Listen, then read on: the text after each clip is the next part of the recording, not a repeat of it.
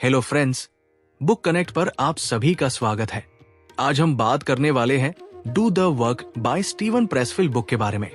सुबह के 7 बजे थे। अर्जुन की आंखें खुल चुकी थी, लेकिन वो अभी भी बिस्तर में पड़ा था, छत को घूरते हुए।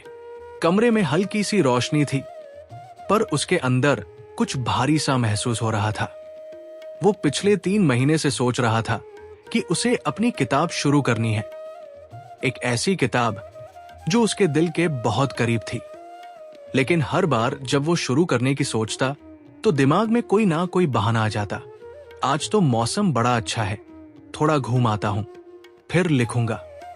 थोड़ा इंस्टाग्राम चेक कर लूं, फिर ध्यान से बैठूंगा। अभी पूरा प्लान नहीं है, पहले थोड़ा और सोचना पड़ेगा। अर्जुन को लगता था कि उसके पास टाइम की कमी है, या इंस्पिरेशन की, या फिर कुछ और चाहिए, जैसे परफेक्ट राइटिंग डेस्क या राइट मूड। लेकिन सच्चाई ये थी कि उसे रोकने वाली कोई बाहरी चीज नहीं थी। वो खुद ही अपने रास्ते में था। उसके अंदर एक इनविजिबल फोर्स थी जो उसे बार बार पीछे खींच रही थी। उसी का नाम था रेजिस्टेंस। शुरुआत में अर्जुन को लगा कि ये बस उसकी आदत है, प्रोक्रेस्टिनेट करने की। लेकिन जब उसने स्टीवन प्रेसफील्ड की एक किताब द वॉर ऑफ आर्ट पढ़ी तो उसे जैसे एक आईना मिल गया। उस किताब में लिखा था कि रेजिस्टेंस कोई बहाना नहीं, बल्कि एक असली ताकत है जो हर इंसान के अंदर होती है। ये कोई शैतान नहीं है, ना ही कोई भूत। ये हमारी ही एक इंटरनल एनिमी है, और इसकी स्पेशलिटी होती है हमें सेड्यूस करना, डिस्ट्रैक्ट करना और हमारी ग्रोथ से दूर ले जाना। अर्जुन को जैसे अपनी सारी फीलिंग्स की क्लैरिटी मिलने लगी। उसे समझ आया कि रेजिस्टेंस कोई एक्सटर्नल फैक्टर नहीं है, ये तो वो इनर वॉइस है जो कहती है, तू कौन होता है किताब लिखने वाला? कौन पढ़ेगा तेरी बातें? या फिर थोड़ा और वेट कर ले, अभी सही टाइम नहीं आया। और सबसे खतरनाक बात यह थी कि रेजिस्टेंस हमेशा लॉजिकल और स्वीट लगने वाले बहानों के पीछे छुप जाती थी। अर्जुन को अब अपने सारे पैटर्न्स दिखने लगे थे। जैसे जब भी वो कुछ मीनिंगफुल करना चाहता, जैसे राइटिंग, मेडिटेशन, हेल्थ पर ध्यान देना, या इवन किसी रिलेशनशिप में कमिटमेंट देना, वो रेजिस्टेंस सबसे ज्यादा एक्टिव हो जाती। उस दिन उसने तय किया कि वो इस इनविजिबल फोर्स को समझेगा, और हर बार जब ये सामने आएगी तब वो उसे पहचान कर उससे भिड़ेगा। उसने अपने दिन की शुरुआत लिखने से की, सिर्फ 10 मिनट ही सही, लेकिन उसने खुद से कहा, बस बैठ जा और शुरू कर। उसने देखा कि शुरू करने से पहले ही उसका दिमाग हजारों डिस्ट्रैक्शंस देने लगा। फोन वाइब्रेट कर रहा था, एक दोस्त का मैसेज आया था, और उसके पेट में हल्की सी भूख भी लगने लगी थी। देखा, यही है रेजिस्टेंस, उसने खुद से कहा। रेजिस्टेंस इतनी चालाक होती है कि ये हमारी लैंग्वेज बोलती है। ये हमें डर का ऐसा फील कराती है जैसे कुछ बहुत बड़ा गलत हो जाएगा अगर हम आगे बढ़े। ये कहती है, क्या पता फेल हो जाए, या तू तो परफेक्ट राइटर ही नहीं। लेकिन अर्जुन ने समझा कि ये सब सिर्फ इल्यूजन्स है। रेजिस्टेंस डर पर फीड करती है। जितना ज्यादा डोगे उतनी ही पावरफुल होती जाएगी, और जितनी बार कंफर्ट जोन में जाओगे उतना ही स्ट्रांग होती जाएगी। लेकिन मजेदार बात यह थी कि रेजिस्टेंस सबसे ज्यादा स्ट्रांग उस वक्त होती थी जब आप गोल के बिल्कुल करीब होते हो। अर्जुन को याद आया कि जब उसने पहली बार एक शॉर्ट स्टोरी लिखकर एक कंपटीशन में भेजा था, तो सबमिट करने के एक दिन पहले तक वो सोच रहा था कि शायद वो विड्रॉ कर ले। उसे डर लग रहा था कि लोग क्या कहेंगे, कहीं रिजेक्ट हो गई तो। लेकिन फिर उसने अपने डर को फैस किया और भेज ही दिया, और सरप्राइजिंगली उसकी स्टोरी शॉर्टलिस्ट भी हो गई थी। उसे वो फीलिंग आज भी याद थी। अंदर से एक सैटिस्फैक्शन का एहसास, एक हल्की सी जीत खुद पर।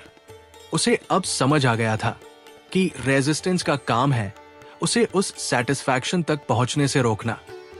रेजिस्टेंस हर उस चीज के सामने आएगी जो तुम्हें ग्रो कर सकती है, चाहे वो राइटिंग हो, वेट लूज करना हो, कोई नया बिजनेस शुरू करना हो, या अपने किसी पैशन को फॉलो करना हो। जितना काम मीनिंगफुल होगा उतना ही रेजिस्टेंस ज्यादा होगी। ये एक तरह से इंडिकेटर भी है कि वो काम तुम्हारे लिए इंपॉर्टेंट है। अर्जुन ने धीरे धीरे एक सिस्टम बनाना शुरू किया। अब वो हर सुबह सिर्फ 15 मिनट के लिए लिखता, बिना किसी एक्सपेक्टेशन के। रेजिस्टेंस फिर भी आती थी, लेकिन अब वो उसे पहचान लेता था। जैसे ही दिमाग में कोई बहाना आता, वो खुद से पूछता, ये मैं कह रहा हूं या रेजिस्टेंस? और सबसे बड़ी ट्रिक ये थी कि रेजिस्टेंस कभी खत्म नहीं होती। हर नए लेवल पर ये नए रूप में आती है। जैसे ही अर्जुन ने सोचा कि अब तो उसने रेजिस्टेंस को हरा दिया, तभी उसने नोटिस किया कि अब वो एडिटिंग टाल रहा है। फर्स्ट ड्राफ्ट तो हो गया, अब थोड़ा ब्रेक चाहिए। लेकिन असल में रेजिस्टेंस ने बस अपना डिस्गाइज बदला था। एक दिन अर्जुन अपने दोस्त निखिल से मिला, जो फिटनेस जर्नी पर था। उसने बताया कि हर सुबह जिम जाने से पहले उसका मन करता है कि वापस हो जाए, लेकिन वो खुद को पुश करता है। अर्जुन ने मुस्कुराते हुए कहा, रेजिस्टेंस को हर दिन हराना पड़ता है, तू भी लड़ रहा है मेरे भाई। अब अर्जुन को रेजिस्टेंस से डर नहीं लगता था। उसे अब समझ आ गया था कि अगर वो किसी चीज से डर रहा है तो शायद वही चीज उसे करनी चाहिए। और ये थॉट उसके लिए बहुत पावरफुल हो गया था। वो दिन दूर नहीं जब उसने अपनी पहली किताब कंप्लीट की, और जब भी लोग उससे पूछते कि उसने ये कैसे किया, तो वो बस मुस्कुराकर कहता, मैंने रेजिस्टेंस को पहचानना सीख लिया था।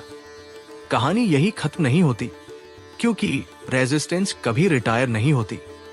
अगर आपको हमारी फ्री समरी अच्छी लगती है तो आप हमारे चैनल को सब्सक्राइब कर सकते हैं, हमारी मेंबरशिप खरीद सकते हैं, या हमें यूपीआई के थ्रू सपोर्ट कर सकते हैं। अब समरी पर वापस चलते हैं। लेकिन अर्जुन अब रेडी है, हर रोज हर मोड़ पर उससे भिड़ने के लिए। और यही असली जीत है, जब हम खुद को पहचानते हैं और खुद को हराकर आगे बढ़ते हैं। अगर तुम भी कभी किसी ऐसे काम को टालते हो जो तुम्हारे दिल के करीब है, तो जरा रुककर सोचो, कहीं तुम्हारे सामने भी तो रेजिस्टेंस खड़ी नहीं? रेडी हो उसे हराने के लिए?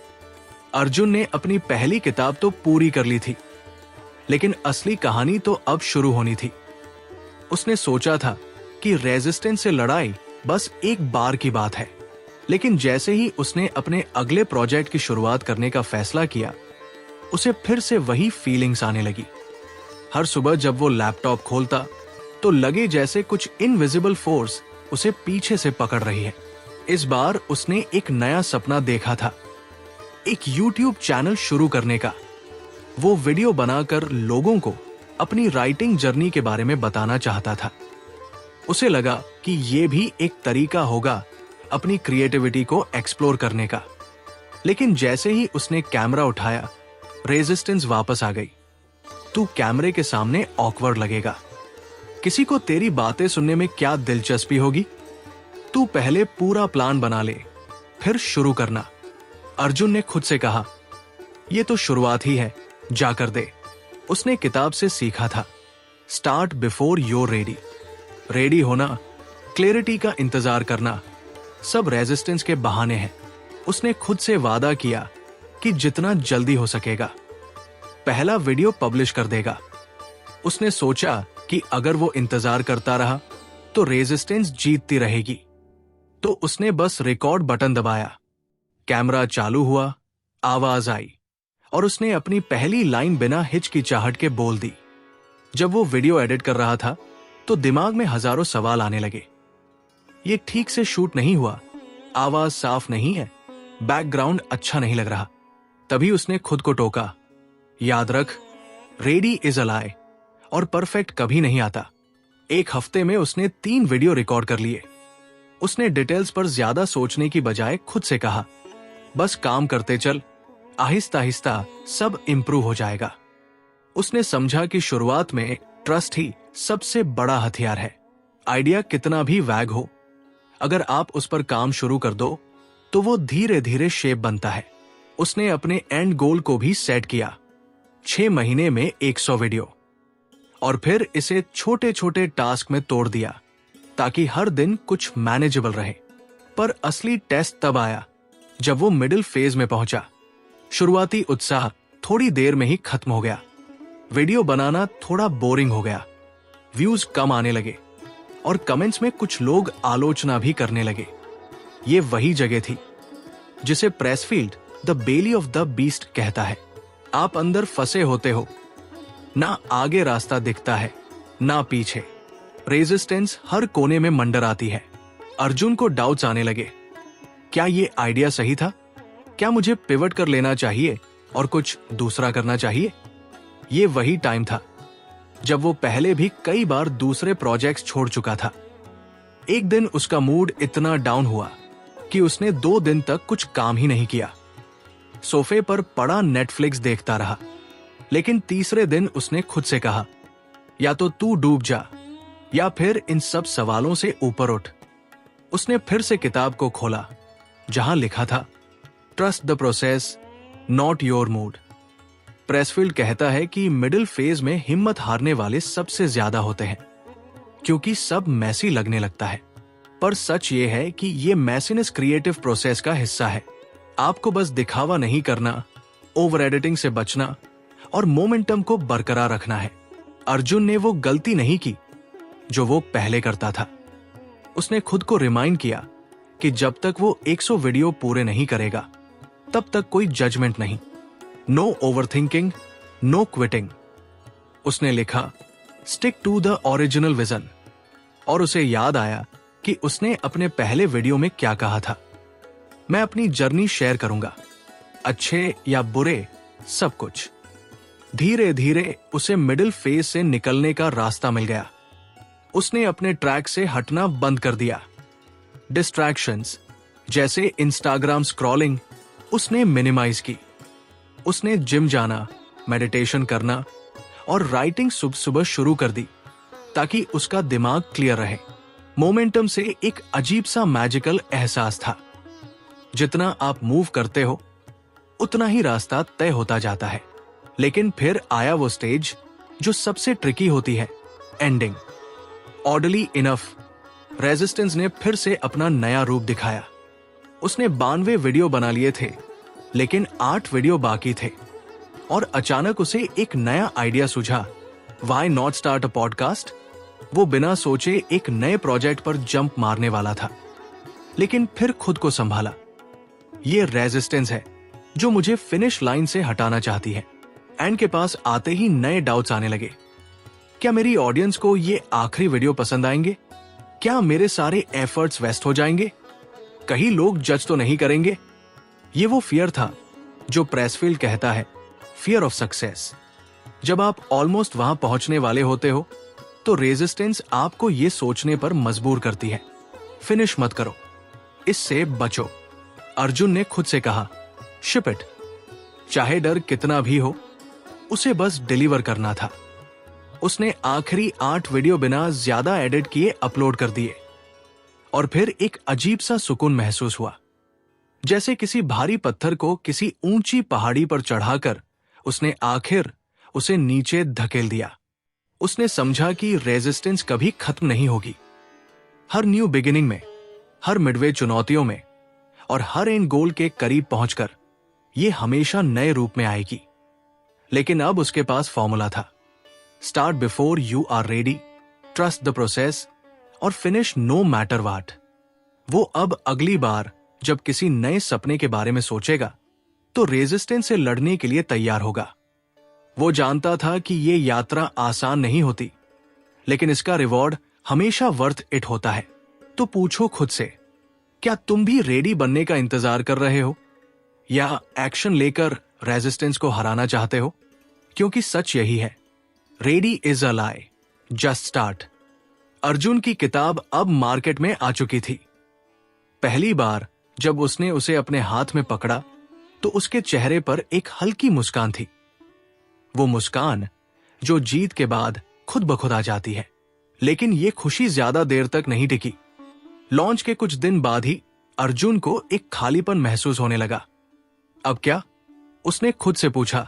उसका ड्रीम पूरा हो चुका था, लेकिन अब जो अगला चैप्टर शुरू होना था वो असली टेस्ट था। एक दिन वो कैफे में बैठा था, लैपटॉप के सामने नया चैप्टर लिखने की कोशिश कर रहा था। पर कुछ भी लिख नहीं पा रहा था। अंदर से एक आवाज आ रही थी, थोड़ा रेस्ट कर ले, तूने बहुत मेहनत की है, अब फेमस भी हो गया है, थोड़ा रिलैक्स कर। उसका दोस्त राघव, जो खुद एक फिल्म मेकर था, सामने बैठा उसे ऑब्जर्व कर रहा था। कुछ देर बाद बोला, तू एमेचर की तरह बिहेव कर रहा है। अर्जुन चौंका, मतलब? राघव ने अपनी कॉफी सिप करते हुए कहा, देख, तू अब सोचता है कि तूने एक बार कुछ बड़ा कर लिया तो अब इंस्पिरेशन खुद आनी चाहिए, पर सच्चाई यह है कि असली आर्टिस्ट वो होता है जो बिना इंस्पिरेशन के भी रोज काम करता है। उस रात अर्जुन ने स्टीवन प्रेसफील्ड की किताब द वॉर ऑफ आर्ट दोबारा उठाई और सेक्शन 3 में जो लिखा था वो सीधा उसके दिल में उतर गया। एमेचर और प्रोफेशनल में जो फर्क होता है वो सिर्फ स्किल या टैलेंट का नहीं होता, वो माइंडसेट का होता है। एमेचर वही होता है जो मोटिवेशन पर डिपेंड करता है। अगर मूड है तो लिखेगा, नहीं है तो छोड़ देगा। लेकिन प्रोफेशनल हर हाल में काम करता है, चाहे उसका मन करे या नहीं। अर्जुन ने अपने पिछले कुछ हफ्तों के बिहेवियर पर गौर किया। उसे रियलाइज हुआ कि वो एक एमेचर की तरह एक्ट कर रहा था। उसने एक बार कुछ अचीव किया और अब उसे लगने लगा था कि उसे छूट मिल गई है, लेकिन सच्चाई ये थी कि उसे ग्राउंड पर वापस आना था। अब उसने खुद से एक कमिटमेंट लिया, हर दिन सुबह 8 बजे वो अपने राइटिंग डेस्क पर बैठेगा, चाहे इंस्पिरेशन आए या ना आए। उसने कैलेंडर पर मार्क करना शुरू किया, कितने दिन उसने लिखा और कितने दिन नहीं। एक व्हाइट बोर्ड लगाया जिसमें लिखा था, नो एक्सक्यूजेस, शो अप। शुरुआत में मुश्किल थी, कई बार तो लैपटॉप खोलने का भी मन नहीं करता था, लेकिन उसने खुद को डिसिप्लिन बनाया। वो समझ गया था कि प्रोफेशनल बनने का मतलब है डेली प्रैक्टिस, बिना रिस्क की चिंता किए। एक दिन बारिश हो रही थी, मूड रोमांटिक था, कैफे में बैठने का परफेक्ट वाइब था। उसके दोस्त मूवी प्लान कर रहे थे। अर्जुन का मन भी गया, लेकिन फिर उसे अपना कमिटमेंट याद आया। उसने पॉलिटली मना किया और अपनी टेबल पर वापस बैठ गया। यही फर्क होता है एक एमेचर और प्रोफेशनल में। एमेचर अपनी फीलिंग्स के साथ फ्लो करता है, प्रोफेशनल अपनी फीलिंग्स को रिकॉग्नाइज करता है, लेकिन काम को प्रायोरिटी देता है। धीरे धीरे अर्जुन ने समझना शुरू किया कि प्रोफेशनल बनने के लिए सिर्फ डेडिकेशन नहीं, पेशेंस और ह्यूमिलिटी भी चाहिए। उसे अपनी किताब के बाद कुछ फेम मिलने लगी थी। सोशल मीडिया पर लोग उसे टैग करने लगे थे, इंटरव्यूज आ रहे थे, लेकिन उसने अपने ईगो को साइड में रखा। फेम टेम्परेरी होता है, लेकिन क्राफ्ट परमानेंट। अब अर्जुन दूसरों की तारीफ का इंतजार नहीं करता था। पहले वो हर रिव्यू पढ़ता था, हर कमेंट का रिप्लाई करता था, लेकिन अब उसका फोकस सिर्फ एक चीज पर था, राइटिंग। कई बार उसे डर लगता था कि अगली किताब उतनी अच्छी नहीं निकलेगी, या लोग कहेंगे कि उसकी पहली बुक एक वन टाइम वंडर थी। लेकिन उसने प्रेसफील्ड की वो लाइन याद रखी, the professional acts in the face of fear. Professional डर को रोकता नहीं, बल्कि उसके साथ काम करता है। अर्जुन ने सीखा कि फियर आना नॉर्मल है, लेकिन अगर वो सिर्फ इसलिए रुकेगा कि उसे डर लग रहा है, तो वो कभी भी कंसिस्टेंट नहीं बन पाएगा। अब उसने एक नया रिचुअल बना लिया था। सुबह उठते ही 1 घंटा फ्री राइटिंग करता था। कोई स्ट्रक्चर नहीं, कोई एक्सपेक्टेशन नहीं, बस वर्ड्स फ्लो करने देता था। ये उसका रोज का अभ्यास था, जैसे कोई म्यूजिशियन अपना इंस्ट्रूमेंट ट्यून करता है। वो समझ गया था कि प्रोफेशनल बनने का मतलब सिर्फ फुल टाइम आर्टिस्ट बनना नहीं होता, बल्कि फुल टाइम डेडिकेशन रखना होता है। चाहे कोई उसका काम रिकॉग्नाइज करे या नहीं, वो अपना काम करता रहेगा। अब अर्जुन को प्रेज की जरूरत नहीं थी, ना वैलिडेशन की। उसका काम ही उसका रिवॉर्ड बन गया था। वो खुद से लॉयल हो चुका था, अपने मिशन से जुड़ चुका था। एक दिन एक यंग राइटर ने उससे पूछा, सर, आपको कैसे पता चलता है कि कब लिखना है? कैसे मोटिवेशन लाते हो? अर्जुन मुस्कुराया और बोला, मैं मोटिवेशन का वेट नहीं करता, मैं बस काम पर बैठ जाता हूं। कभी अच्छा लिखता हूं, कभी बुरा, पर मैं रोज लिखता हूं। यही फर्क है एक एमेचर और प्रोफेशनल में। उस दिन अर्जुन को यह भी एहसास हुआ कि अब वो उस डर से भी ऊपर उठ चुका है जो उसे पहले रोकता था। अब उसे लोगों की जजमेंट का डर नहीं था, ना फेलियर का, क्योंकि उसे पता था प्रोफेशनल हर दिन आता है, काम करता है और अपना बेस्ट देता है, भले ही उस दिन बेस्ट कितना भी कम क्यों ना हो। उसने अपने रूम की दीवार पर एक नोट चिपका दिया था जो अब उसका मंत्र बन चुका था। Being a professional is not about money, it's about how seriously you take your gift. और अब अर्जुन किसी अवार्ड या अपलॉज के लिए नहीं लिख रहा था, वो लिख रहा था क्योंकि उसे अपना काम पसंद था। वो उस काम से लॉयल था। उसने अपने अंदर के एमेचर को पहचान लिया था और उसे पीछे छोड़ दिया था। अब चाहे कोई पढ़े या ना पढ़े, उसकी अगली किताब पब्लिश हो या ना हो, उसे फर्क नहीं पड़ता था, क्योंकि अब वो एक प्रोफेशनल था, हर दिन तैयार, हर दिन कमिटेड। अर्जुन की जिंदगी में अब एक नया मोड़ आ चुका था। पहली किताब की सफलता के बाद उसने अपने अंदर के खालीपन को पहचान लिया था और उसे यह भी समझ में आ गया था कि असली सेटिस्फैक्शन किसी एक अचीवमेंट से नहीं आता, बल्कि डेली काम करने से आता है। लेकिन कहानी यही खत्म नहीं होती। एक दिन वो अपने होम टाउन गया था। वहां एक छोटा सा लिटरेचर फेस्टिवल चल रहा था और उसे चीफ गेस्ट बना दिया गया था। उसे लगा, चलो थोड़ा ब्रेक मिल जाएगा, साथ में नए राइटर से भी मिलूंगा। इवेंट खत्म होने के बाद एक लड़का उसके पास आया। नाम था रितेश। लड़का थोड़ा घबराया हुआ लग रहा था, लेकिन उसकी आंखों में एक अलगसी चमक थी। सर, मैं भी राइटिंग करता हूं, लेकिन अभी तक कुछ पब्लिश नहीं किया है। मन करता है छोड़ दूं, क्योंकि लोग सीरियसली नहीं लेते। मोटिवेशन भी बार बार चला जाता है। अर्जुन कुछ पल चुप रहा, फिर बोला, चल कैफे चलते हैं, वहां बात करते हैं। दोनों एक लोकल कैफे में बैठे, गर्म चाय के साथ। बारिश की बूंदें खिड़की से टकरा रही थी। माहौल में एक सुकून था और अर्जुन का मन कर रहा था कि रितेश को कुछ ऐसा बताए जिससे वो खुद समझे कि असली लेखक कैसे बनते हैं। उसने कहना शुरू किया, देख, मैं तुझे एक सीक्रेट बताता हूं जो मेरी जिंदगी बदल गया। प्रोफेशनल और एमेचर में फर्क। रितेश थोड़ा चौंका। मतलब? अर्जुन ने मुस्कुराकर कहा, एमेचर वो होता है जो अपने काम को तब करता है जब उसका मन हो। उसे इंस्पिरेशन चाहिए, मोटिवेशन चाहिए, तारीफ चाहिए। लेकिन प्रोफेशनल वो हर हाल में काम करता है, चाहे बारिश हो, दुख हो, डर हो, थकान हो। वो एक्सक्यूजेस नहीं देता। रितेश ध्यान से सुन रहा था। जब मेरी पहली किताब निकली तो मुझे लगा था अब सब स्मूथ हो जाएगा। अर्जुन बोला, पर असली चैलेंज तब शुरू हुआ जब मोटिवेशन चला गया। मैं लिख नहीं पा रहा था। पर फिर मैंने स्टीवन प्रेसफील्ड की द वॉर ऑफ आर्ट दोबारा पढ़ी और तब मुझे समझ आया कि मैं अभी भी एमेचर हूं। मैं अभी भी कंफर्ट और प्रेज के पीछे भाग रहा था। पर प्रोफेशनल बनने के लिए माइंडसेट चेंज करना पड़ता है।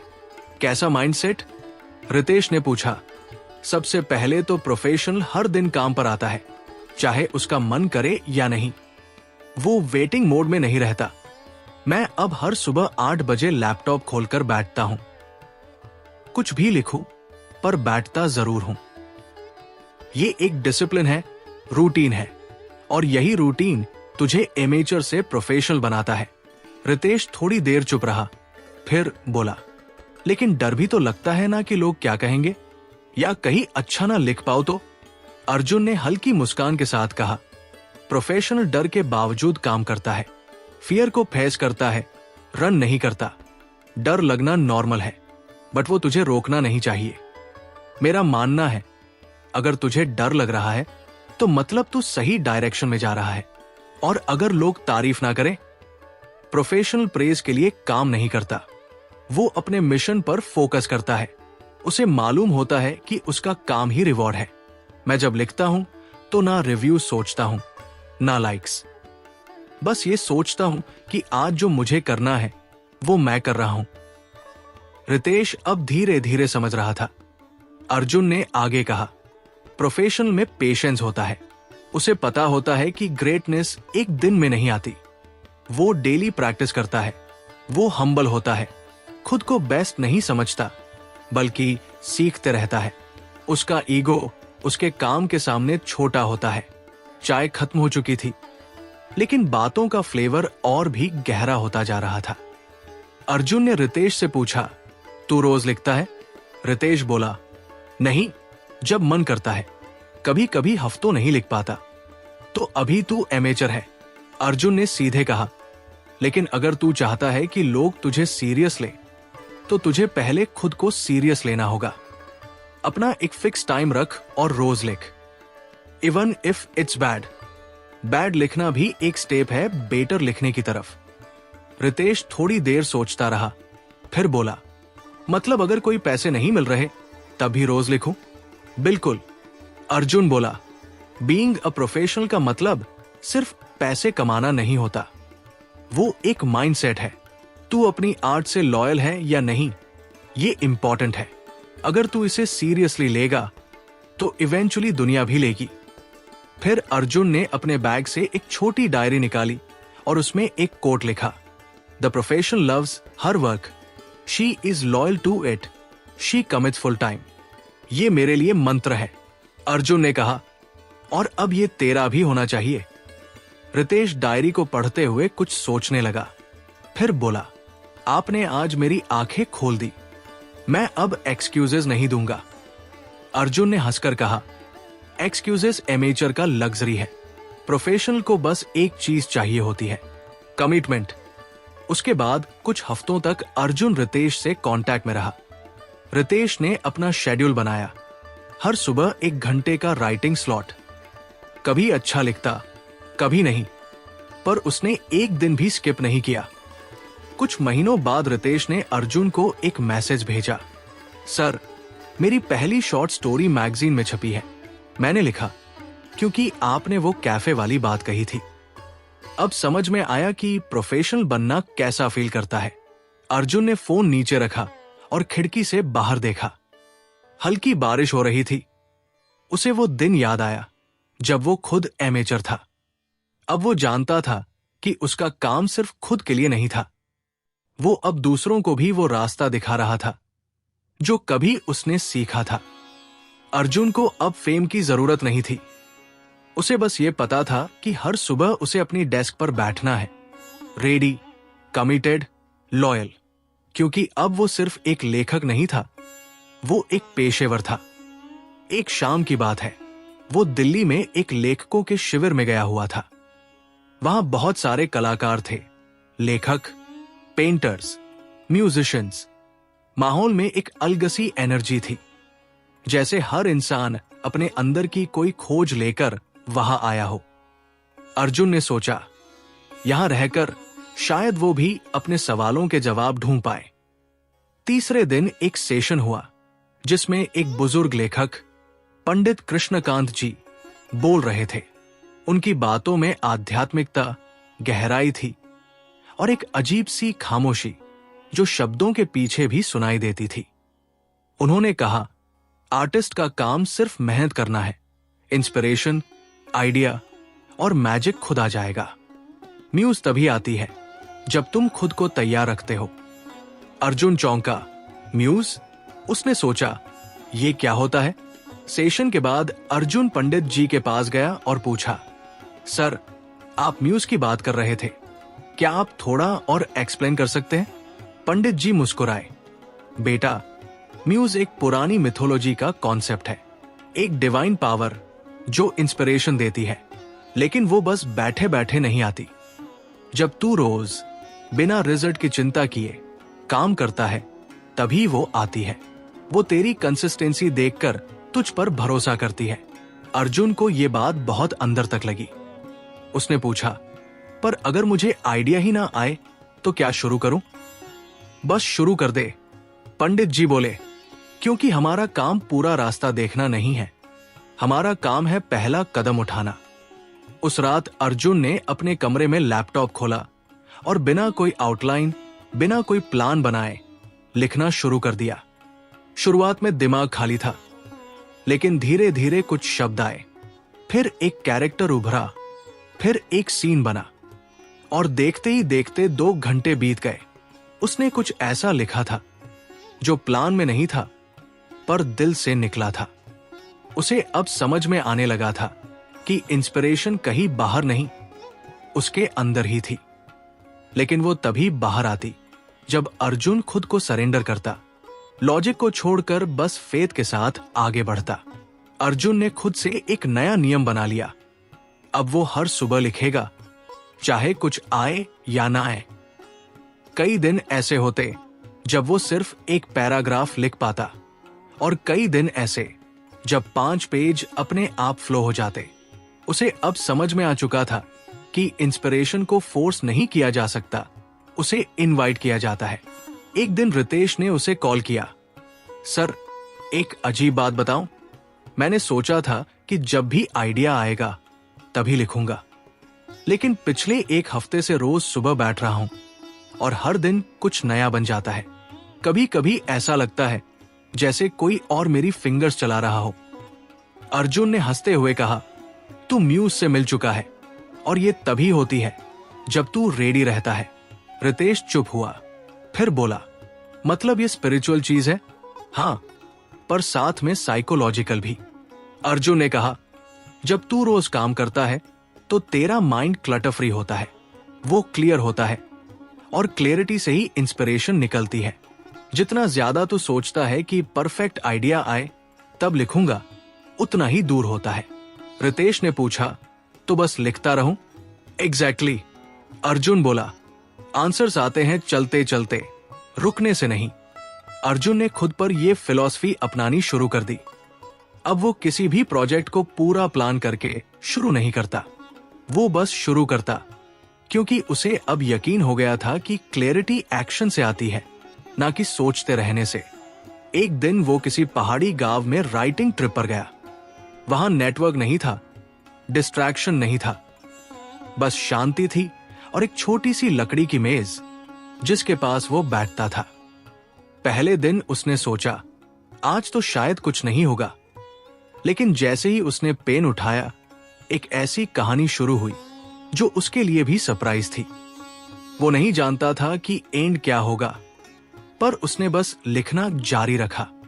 6 दिन बाद जब वो वापस लौटा, उसके पास एक पूरी शॉर्ट स्टोरी थी, एक ऐसी कहानी जिसे लिखने से पहले उसने कभी सोचा तक नहीं था। उसने अब एक गहरी बात समझ ली थी, क्रिएटिव प्रोसेस सीक्रेट होता है। ये सिर्फ टेक्निक या स्किल नहीं है, इसमें ट्रस्ट चाहिए, पेशेंस चाहिए और एक ओपन हार्ट चाहिए। अब जब भी कोई बिगिनर लेखक अर्जुन से गाइडेंस मांगता, वो हमेशा एक ही बात कहता, बस रोज बैठो, म्यूज तभी आएगी जब तुम अवेलेबल रहोगे।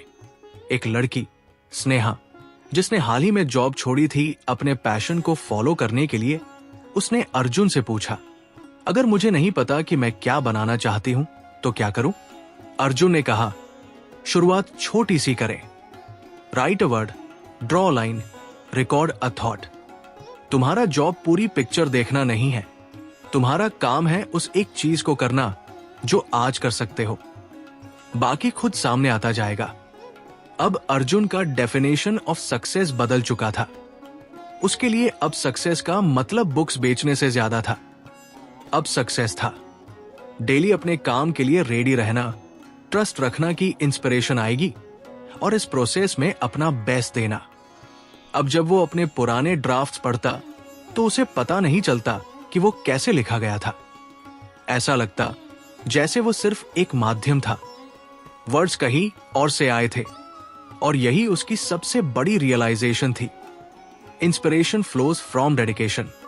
उसे अब यह भी समझ में आ चुका था कि लॉजिक जरूरी है, लेकिन सही समय पर। अगर शुरू में ही सब कुछ लॉजिक से सोचोगे तो इमेजिनेशन दम तोड़ देती है। म्यूज लॉजिक से नहीं, इमोशन और एनर्जी से आती है। और ये सब जानने के बाद अर्जुन के लिए राइटिंग एक स्पिरिचुअल जर्नी बन गई थी। वो अब रोज मंदिर नहीं जाता था, लेकिन उसकी राइटिंग डेस्क ही उसका मंदिर बन गई थी। वहां वो बैठता, पेन उठाता और यूनिवर्स से साइलेंटली कहता, मैं तैयार हूं, स्पीक थ्रू मी। उसकी आखिरी डायरी में उसने लिखा, मैं इंस्पिरेशन की प्रतीक्षा नहीं करता, I work and she comes to visit.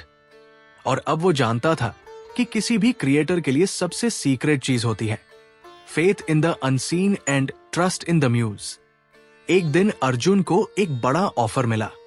एक फेमस ओटीटी प्लेटफॉर्म ने उसे अप्रोच किया था, एक लिमिटेड वेब सीरीज लिखने के लिए। पहले तो अर्जुन बहुत एक्साइटेड हुआ, लेकिन एक्साइटमेंट के बाद डर भी आया। यह पहली बार था जब कोई उसके लिखे हुए को स्क्रीन पर कन्वर्ट करने वाला था, वो भी इतने बड़े स्केल पर। कुछ दिन तो उसने सिर्फ अपने आइडियाज के साथ स्ट्रगल किया। क्या लिखूं? कैसे शुरू करूं? कौन सा टॉपिक हो? क्या लोग पसंद करेंगे?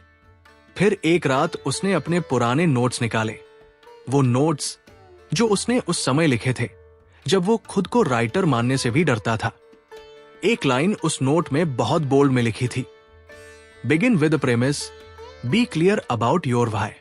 उसे याद आया कि हर प्रोजेक्ट की शुरुआत क्लैरिटी से होती है। उसने एक व्हाइट बोर्ड लिया और उस पर बस एक सवाल लिखा, ये कहानी किस बारे में है? और फिर नीचे लिखा, ये एक आदमी की कहानी है जो सब कुछ खो देता है, लेकिन फिर भी वही चीजें ढूंढ लेता है जो वास्तव में महत्वपूर्ण है। बस इतनी सी बात ने पूरे केओस को एक डायरेक्शन दे दी। उसे अब पता था कि वो कहां जाना चाहता है। अब अगला स्टेप था स्ट्रक्चर बनाना। वो जानता था कि बिना स्ट्रक्चर के कहानी गाड़ी की तरह होती है जिसके पास डायरेक्शन नहीं होता। उसने अपनी कहानी को 3 पार्ट्स में बांट दिया, शुरुआत, संघर्ष और समाधान। पहले एक्ट में कैरेक्टर की नॉर्मल लाइफ दिखाई जाएगी, दूसरे में उसकी जिंदगी उलट जाएगी और तीसरे में वो खुद को फिर से बनाएगा। उसे अब लगने लगा था कि उसके पास एक मैप है, अब बस रास्ता तय करना है। लेकिन जब उसने लिखना शुरू किया तो पहला ड्राफ्ट बिल्कुल बिखरा हुआ था। कहीं डायलॉग्स कमजोर थे, कहीं सीन्स बेसिर पैर के लग रहे थे। उसके अंदर का परफेक्शनिस्ट बार बार कह रहा था, ये क्या लिखा है? ये तो अच्छा नहीं है।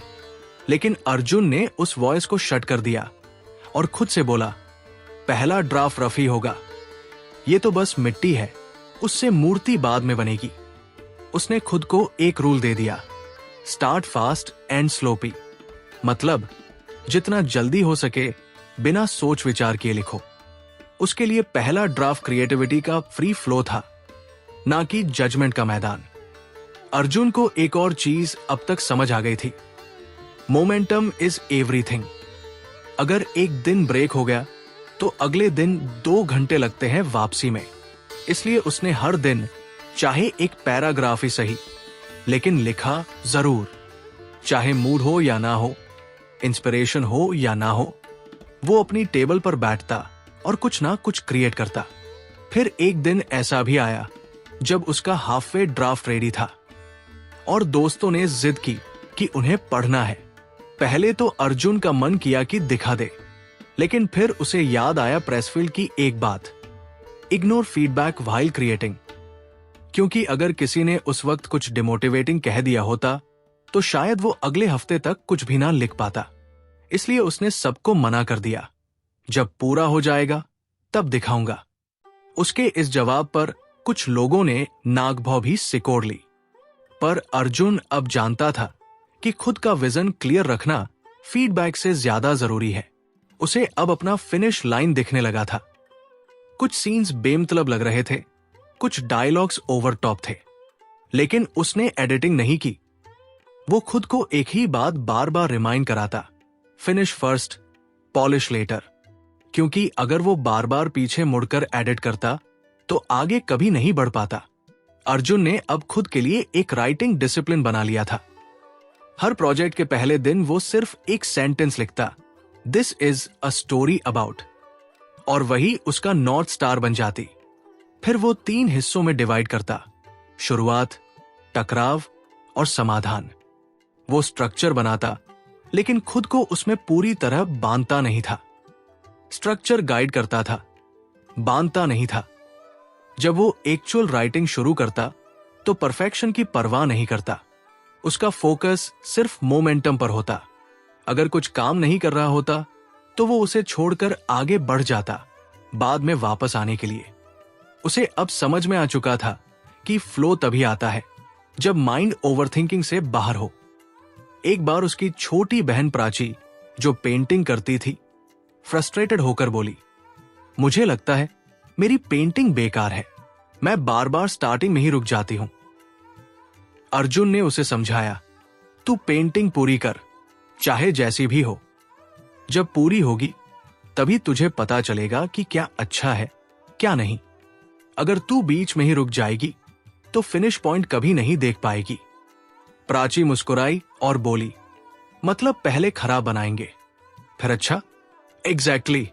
अर्जुन हंसा, bad art is step towards good art. बस रुको मत। अर्जुन ने उस वेब सीरीज का पहला ड्राफ्ट 3 हफ्तों में खत्म किया। उसने खुद से वादा किया था कि बीच में कोई एडिटिंग नहीं करेगा, कोई रिव्यू नहीं देगा, सिर्फ फिनिश करेगा। जब पूरी ड्राफ्ट उसके सामने थी तो उसने खुद को एक पल के लिए सेलिब्रेट करने दिया। उसके बाद उसने ड्राफ्ट को थोड़ा समय दिया। 2 दिन तक उसे नहीं पढ़ा, बस एक दूरी बनाई। फिर फ्रेश माइंड से वापस आया और एडिटिंग शुरू की, calmly, wisely, step by step. उस वक्त उसे अंदाजा भी नहीं था कि उसका फाइनल वर्जन कितना बदल जाएगा। लेकिन अगर वो शुरुआत में ही परफेक्ट बनने की कोशिश करता तो शायद ये फिनिश लाइन कभी देख ही नहीं पाता।